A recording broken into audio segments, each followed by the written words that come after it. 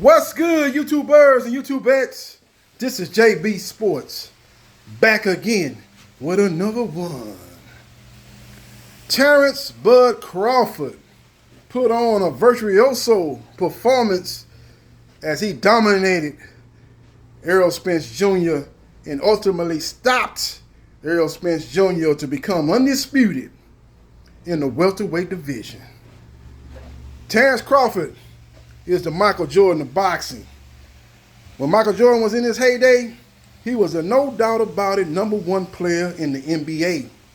Matter of fact, whoever was #2, whether it was Hakeem Olajuwon or Clyde Drexler, when Drexler was at Portland, Hakeem Olajuwon was in Houston, the #2 player at that time was closer to the #3 player at that time than they was to Michael Jordan. And that's what's going on in boxing.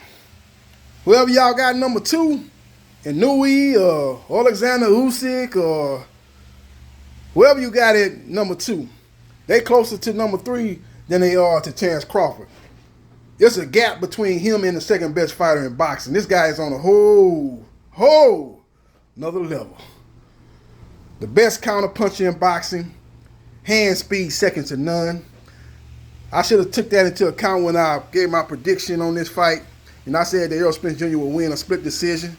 Not surprised that Crawford won the fight, but the way he won the fight. This was one-way traffic. After the first round, it was the Terrence Bud Crawford show. Dropped Errol Spence Jr. in the second round on a 1-2. Caught Errol Spence Jr. reaching too much. You reach, I teach. And that's exactly what happened when he got dropped in that second round. Dropped him multiple times in this fight. And we had never seen Errol Spence Jr. kiss the canvas going into this fight. This lets you know that Terrence Crawford is on a whole nother level. He did the same thing to Sean Porter. He had never kissed the canvas before he fought Terrence Crawford. He had never been stopped before. Terrence Crawford stopped him. And as we know, Errol Spence Jr. had never been stopped before, and he got stopped tonight. That's what great fighters do. They make other top fighters look ordinary. And that's exactly what happened tonight. And that's exactly what happened Tuesday, when Inouye made a top fighter in Fulton look ordinary. So we will see what happens, and we will see what transpires. But Errol Spence Jr., in my opinion, I would advise you, if I was your advisor, to not take the rematch. After the fight, he said he will exercise a rematch, and he want to run it back in December. And hopefully the rematch take place at 154. But the problem with that is you're going to get another beating, #1. #2 is you can't call the shots on what weight the fight takes place at. As the only thing the loser can do is exercise the rematch. It's up to the winner's discretion what weight the fight takes place at, whether it be 147 or 154. And I find it hard to believe that Terrence Crawford,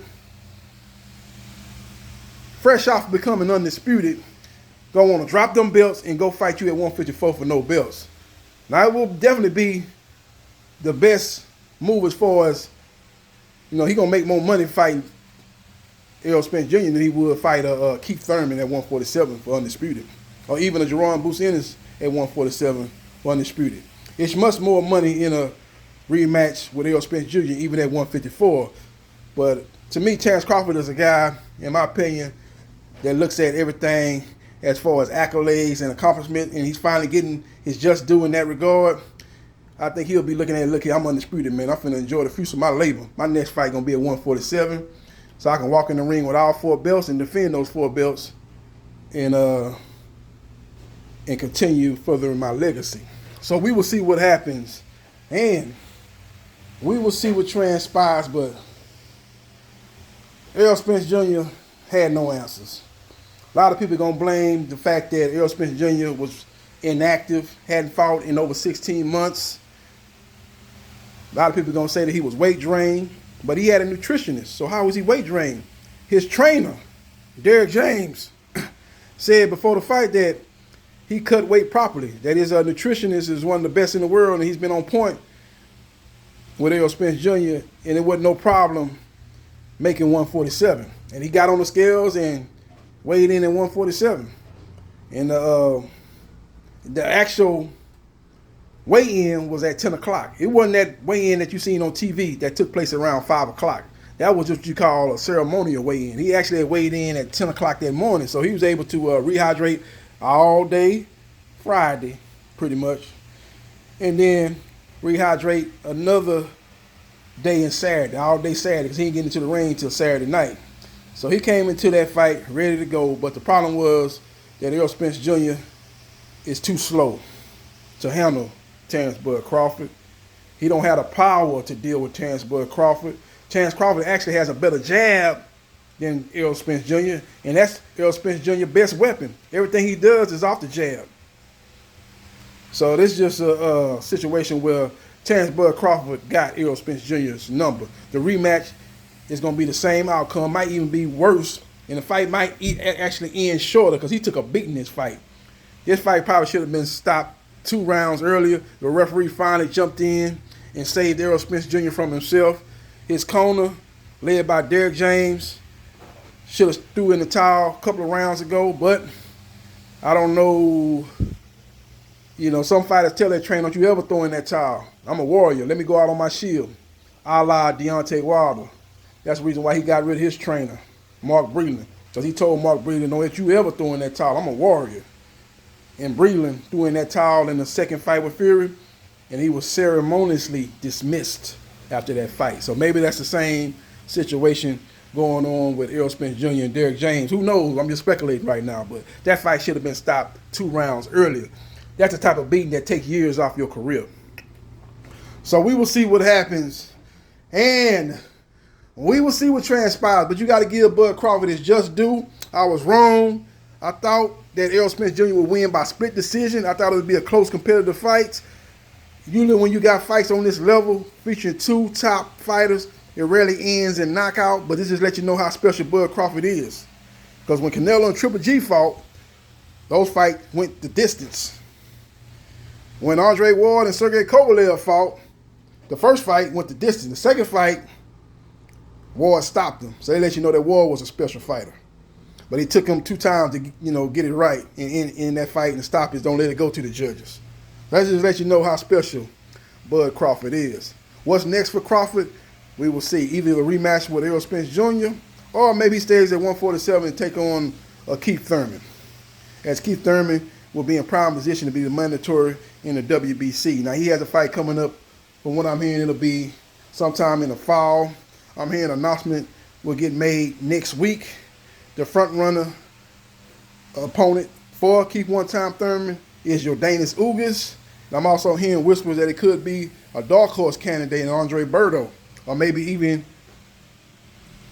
Mike Crowley, the undefeated fighter out of Canada. So we will see what happens, and we will see what transpires. Interesting developments in the sport of boxing. The sport of boxing has enjoyed a renaissance. There's been a lot of big fights that have got done. It started with Tank versus Ryan. That fight, like this fight here tonight, was a one-sided affair as Tank dominated that fight, dropped Ryan Garcia multiple times. Ryan Garcia quit in that fight.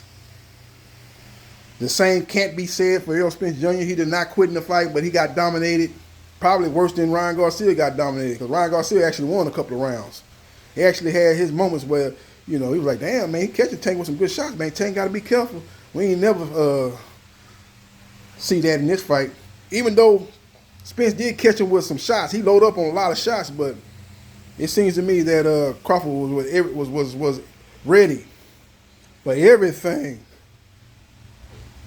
that Errol Spence Jr. brought to the table. Because even when he was loading up on them shots, Crawford was able to be in the high guard and brace himself and take a lot of steam off them shots. So we will see what happens, and we will see what transpires. There was times in that fight where Spence tried to body up on Crawford and push him to the ropes, and Crawford was right there like, nah, you're not going to push me to the ropes.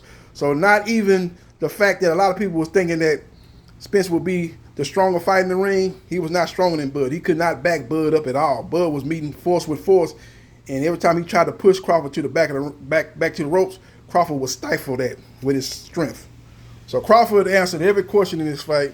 He is definitely, no doubt about it, the #1 pound-for-pound fighter in boxing, and he has staked his claim as the best of this generation, and he has took the torch from Floyd Mayweather Jr. This is indeed the Terrence Bud Crawford era. Make no mistake about it. Follow me on Facebook, Gerard Briscoe. Like, share, and subscribe to JB Sports, the man, the myth, the legend, and I holla.